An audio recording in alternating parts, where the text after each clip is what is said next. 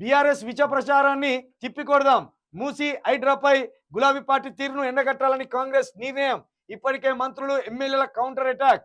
జనానికి వాస్తవాలు చెప్పాలని పార్టీ క్యాడర్కు పిసిసి చీఫ్ పిలుపు. మీరెంత తిప్పికొట్టినా అక్కడ బాధితుల కన్నీళ్లు, ఆర్తనాదాలు, వాళ్ళ గోడు, వాళ్ళ ఏడుపు అంతా ఈ ప్రపంచానికి తెలిసిపోయింది.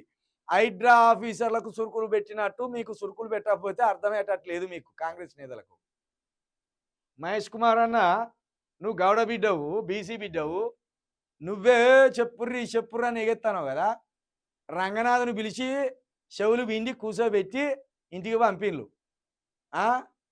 మీరు మూసి మీద ఇట్లనే పడ్డరు అనుకో, ఏదో ఒక రోజు మిమ్మల్ని కూడా బోన్ ఎక్కించి కూర్చోబెట్టి ఏంది చెప్పుర్రి జరా, చెప్పుర్రి అధికారంలో ఉన్నారని ఇష్టం ఉన్నాడు చేస్తున్నాడు చెప్పుర్రి అంటది కోర్టు. ఆల్రెడీ ఎంత నష్టం జరిగిందో, ఎంతమంది ఏడ్చిందో, ఎంతమంది చచ్చిపోయిందో, ఎంతమంది నిరాశ్రయులైనలో ఆ లిస్ట్ అంతా కోర్టు వారి దగ్గర ఉన్నది.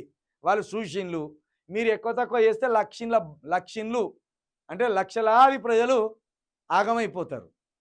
ముందు నువ్వు మీ ఎమ్మెల్యేలకు చెప్పన్నా, ఏమని చెప్పు, పోయి సామరస్యపూర్వకంగా వాళ్ళకు రూపాయి అక్కడ 10 రూపాయలు ఇద్దాంరా, జరుగుతారేమో అడుగుర్రి అని గట్ట చేయర్రి.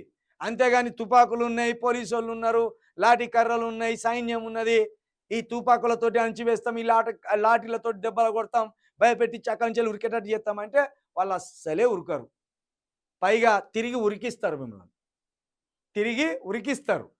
కాబట్టి నువ్వు ఎన్ని ప్లాన్లు చేసినా ఏంటిది కౌంటర్ అటాక్ చేసిందట. కౌంటర్ అటాక్ ఇప్పుడు బీఆర్ఎస్ వాళ్ళు కాంగ్రెస్ వాళ్ళ పంచాయతీ ఇది కాదు, సామాన్యుల పంచాయతీ ఇది. బీఆర్ఎస్ వాళ్ళు ఏదో వాళ్ళకి ప్రేమ పుట్టి వచ్చి వాళ్ళు అక్కడ మద్దతు తెలుపుతలేరు. సామాన్యుల పక్షాన మేము నిలవకపోతే మళ్ళీ వచ్చేసరికి కూడా మాకు అధికారం ఇవ్వరేమో అనే భయంతో పోతాను వాళ్ళు, అంతే. ఏదో మీ ఇద్దరు పంచాయతీ లెక్క చెప్తాను, ఇది మీ ఇద్దరు పంచాయతీ కాదు, ఇది రాష్ట్రం పంచాయతీ. రాష్ట్రంలో ఉన్న పేద ప్రజల పంచాయతీ.